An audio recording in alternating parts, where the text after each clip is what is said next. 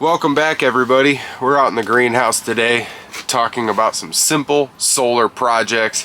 Hopefully my DIY haircut ain't too bad on there. So we've got our old solar heating project that I showed a few times already, and we just had failure after failure with it. I can't get the pump to work, so I swapped pumps and we've got a good system running. I've got to fill it up. We're gonna go check that out, and if that sounds interesting to you, please consider subscribing to the channel, because we like to share a bunch of free passive solar and a little bit of active solar with solar power and stuff. Bunch of free heating systems. Today we're out in the greenhouse. We've got our stove going here, burning away. It is pretty chilly outside. We've got our warm compost water coming in here, just slowly trickling away there. So that is always running on its own autonomously, just constantly running warm water through these lines all the time. We've got all of our projects going on 24/7. All the crops are getting so warm in here that we keep it so warm, and our double layer poly, we've got to put some shade cloths on here. We've had a few days in the 70s and it's leading us to massive overheating in here, so we're having to come out and open all the doors and windows. We got all these wild leeks. They are just doing amazing in here. They're going to be right at the foot of our pond here, which we're going to get some work done on that now that it's warming up here. Just want to kind of pan through all the crops, all the shards and the sorrels and stuff that are tucked away. Got some lovage in here, just lots of crops coming up and looking good. I love cilantro. Got a few peas left, spinach, and all of our pak choys and tatsoys went right to seed on us. As soon as it warmed up, they started going to seed on us here, and that's what we're left with, an unedible crop. I mean, we might be able to eat the flowers and stuff, but we're basically going to be just re-sowing all of this into radishes and turnips and stuff. Our 7-top turnips made the winter, did really well. They're starting to flower a little bit on us too. You can see a few seed pods coming up there. Tons of great harvests from those 7-top turnips. Got all of these market crops coming up here. Lots of elderberries and perennial flowers and stuff. We've even got tomatoes sprouting out in the greenhouse here. Pretty darn cool. All those onions I showed about a week ago. All these crops coming up inside the greenhouse, just from all our compost geothermal, the occasional fire being burnt, all these Egyptian onions that we propagated out from this bed over here. Just lots and lots of things going on all the time. I've got to extend my tables because I already ran out of room. I need a whole nother greenhouse for all the plants that we produce in the springtime here. Coming over here to our project, we've got all these elderberries, got a little bit of blackberries over in the corner. We've got some of our persimmons, different types of elderberries in the corner there, all just kind of mulling over. You can cast seed right on here, and those seeds will sprout right into these little clay rocks as the ebb and flow of the water. We're using our old 9-volt system here. We don't have a whole lot of solar activity because of the super cloudy day. Super cloudy. It was bright and sunny, so I came out here and I figured, well, let's turn on our system since I had it hooked up, and it is slowly filling that water up down there. So this is going to be our closed system. Now I'll be able to seal this cap up. I built my own little reservoir system here. I'm going to set the camera down, we'll seal that up, and I want to talk about everything we got going on with this.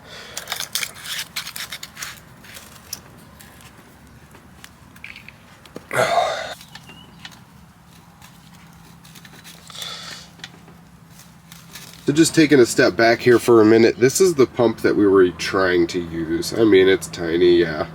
Compared to this pump that we're using now, it is absolutely tiny. This pump didn't even make it to the point where we were able to use it in the system. I mean, it dry ran one time and burnt out, and we basically tried to use all of our liquid coolant here, our DIY coolant, which we are going to be talking about all of the DIY coolant we're using and this entire system here. I just wanted to show the filling process because getting this full is very important. I have to have this full for our system because we have to fill all of the lines and keep them full, or else our little pump will burn out also because of dry running. So we've got a ton of lines to fill. I would say we have almost a gallon of our DIY coolant in this entire system here.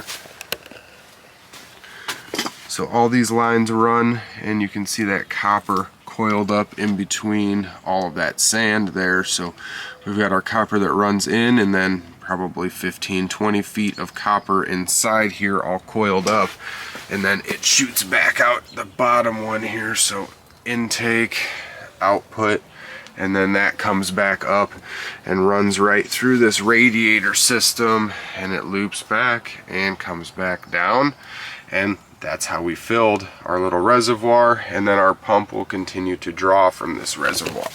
So we should be able to turn this on, and it runs as a closed loop system.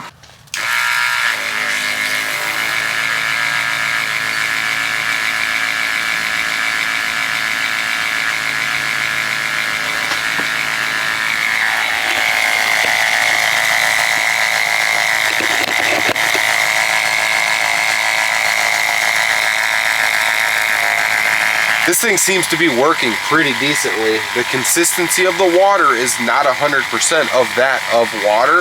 We have our vegetable glycerin, and this is a all-natural remedy to making some DIY coolant for yourself that's not going to poison yourself, poison your systems, or corrode your systems, or poison your soil. So I'm going to go ahead and shut this off real quick.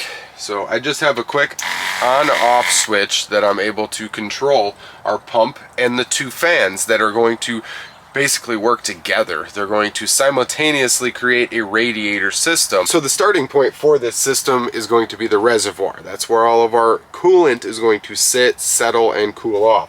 So as it expands, I do have a little bit of air in here for expenditure, and this closed system, I don't want it to break. So why I use the DIY coolant instead of like ethylene glycol, some toxic stuff. I mix the vegetable glycerin into a ratio of about 30 to 35% glycerin to about 65 to 60% water, and based on research that's supposed to give about a negative 41 degrees centigrade freezing temp. So no matter what, this system shouldn't freeze, and I'm not sure what the actual capacity of holding more heat is for this vegetable glycerin. I couldn't find a whole lot of data on it. Glycerin is water soluble. We mix it in with our water to the correct ratios to get the best DIY coolant that's not going to freeze. The heating capacity or the thermal capacity of it may be a little greater because of the gelatinous makeup of the glycerin. It's like a jelly, like a petroleum jelly. So being water soluble, it just makes heavy water or thick water, kind of like a thicket would make, where it's almost turning water to a solid. So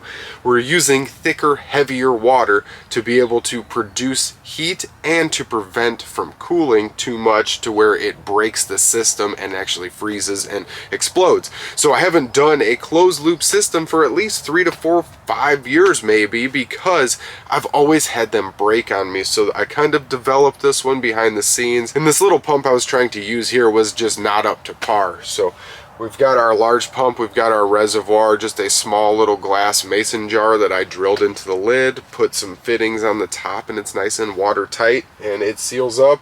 It actually worked really, really well. I was surprised that it ran as good as it did, because I just started this up in front of you guys, filled the whole system from this tube, hooked this tube that I was filling with back to the closed loop system, the overflow on the reservoir, and now it's flowing through this whole system as a closed system. So I wanted to share the DIY coolant aspect of this and share my thoughts behind that, because I've done this so many times and I didn't want to have a huge failure. Everybody's seen that video of the guy trying to make a radiator. He spray painted a radiator black and the system broke in his next video. That's a very old video. A lot of people have commented that one on here, and that's what I don't want to happen. So I really wanted to get the freezing temperature down to -40 C, so we're able to have a much better system. We have a flawless system. We don't have to worry about it operating properly. This pump won't freeze. Nothing's going to freeze up. It will all still be in a fluid state the next morning or overnight. So once this system picks up and the timer kicks on, we'll be able to run this little mechanical timer. You can run your wires into it and set it up however you want. Just like this little timer back here that we're using for our lights. That one is actually plugged into an outlet. This one is a DC timer. So we'll be able to use this timer to run it for maybe every 15 minutes, 15 on, 15 off, 15 on, 15 off throughout the hour. Because of this little sandbox behind me, I want it to be able to hold all of that thermal mass. And we have maybe 40 pounds of sand, 45 pounds of sand buried around all of that copper tubing, wrapped up and coiled up inside there, so that sand will really hold those temps. And we're basically creating our own space heater. This thing is going to be like a closed loop radiator, and we'll be blowing the air off of it with these two fans. Those fans all run off of the same power. They both move 88 cubic feet per minute. These are very, very good heat-proof and waterproof fans. So hopefully this didn't get too boring. It was kind of a lot to cover with all of the material and medium and the operation of this. But I want to talk about the investments. So we've got $100 in a solar system. We've got a 100-watt solar panel, the solar controller, a battery, all that stuff hooked up. All I had to do was hook it up to the back side of this where I have a positive and negative, and then it's all ran through this little switch right here. So we've got $100 in that, and these fans are getting more expensive. These waterproof, heat-proof fans, they are $20 a piece almost, maybe $18 a piece now. So let's say $40. We've got $140 in this heater, and then we spent $20 on the little radiator here, and the radiator came with a bunch of hoses and clamps, and I had a bunch of extra clamps and stuff, so I'm not going to count all those pieces. Just use an old mason jar and maybe $2-3 worth of fittings, little barbs or nipples to stick these onto. So in all, I did spend about $150-160 on this whole system as a whole operating. I already had the window, had free sand, old recycled copper, so it might be a little bit more expensive if you went out, set out to build this system from scratch. So having all of the pieces and parts here made it a little easier. I did have to buy the fans, I had to buy the little radiator heat exchanger, and when I originally priced it up, I was using a $10 pump. I have a $40 pump on there that I had already that I stuck in here that I was using for other things. So you're looking at like maybe $200 to build a heavy-duty pump system. That could be quite an investment. You might scoff at $200, but really over the winter time, if we do have a sunny day, that box will hold a lot of heat in the greenhouse. It'll hold maybe 70 to 80, 90 degrees through a good amount of the night, and this will continually cycle and be able to heat one of our beds, be underneath one of our tunnels or something like that. So this could be a very valuable little heating tool, a little free heating tool nonetheless. You're not paying for the energy to run it. So over time, however much heat you can produce, however many BTUs you could relate to being created and shared to the greenhouse off of this system, you could relate it to burning natural gas, and you could say over a winter time, this thing paid for itself 2 to 3 times with all the heat it creates. So finding a sunny day to do this was not the easiest. I saved the last sunny day for our solar window box that is replaced with aquaponics now. So we'll take a quick look at this system now that we know it is heavier water flowing through here, and I explained how it's operating. I can physically feel all the air blowing several feet back, so this could fill one of our entire tunnels here in a matter of minutes probably, with the amount of air that these flow, 88 cubic feet per minute off both the fans, and it's drawing right through this little radiator system. Once we get some heat from the sun on this box, I'm going to come back out and we will make a video on what kind of temperatures we can actually pull from this thing. I just wanted to show everybody. It's very cool to see this little brick. It's soaking wet. Turn this off here. This little brick, the DIY brick, it's soaked. It basically got soaked when we first turned this on, so it is holding up. It's been wet for almost an hour now. Very, very cool to see all of those bricks holding up. Just wanted to show and point that out there. If anyone's got any questions on the free heating experiment, I promise I will bring some temperatures and some data from that. I just thought I would share the whole process of getting it going first. Sitting 74 degrees, we were 53 degrees overnight. It was 22 degrees outside last night and it was freaking windy, so having those kind of temperatures is awesome. Sitting 70 degrees, everything's looking really good in here. Gonna have plenty of seeds from our corn salad here, lots of lettuce we've been harvesting off of. Look at these weeds. This is just a whole bunch of grass here. Just really shooting up with these warmer temperatures. Everything's really popping to life. So before this gets too long, I want to thank everybody. Like I said, if you have any questions, definitely drop it in the comments below. I'm going to be refilling our Jean Pain tank here. And that feels like probably about 80 degree water right there. That feels good. So having all this thermal mass built up all over the greenhouse with all the free heating and all the systems that we run really make a difference. I mean, it could be 20. We saw a single digit temperature last week and all of our sprouts are still alive. We've got tomatoes down there and stuff. So everything we do is done with purpose and it really does work. So having all that extra thermal mass and continuing to use all this compost heating up until the very end is what we're gonna do. That's what we do every year. We always try and use every last drop of the heat from it before we dismantle that pile. So I'd like to thank you guys again for checking this video out, and I will see you guys next time when we bring some heat and data from that experiment.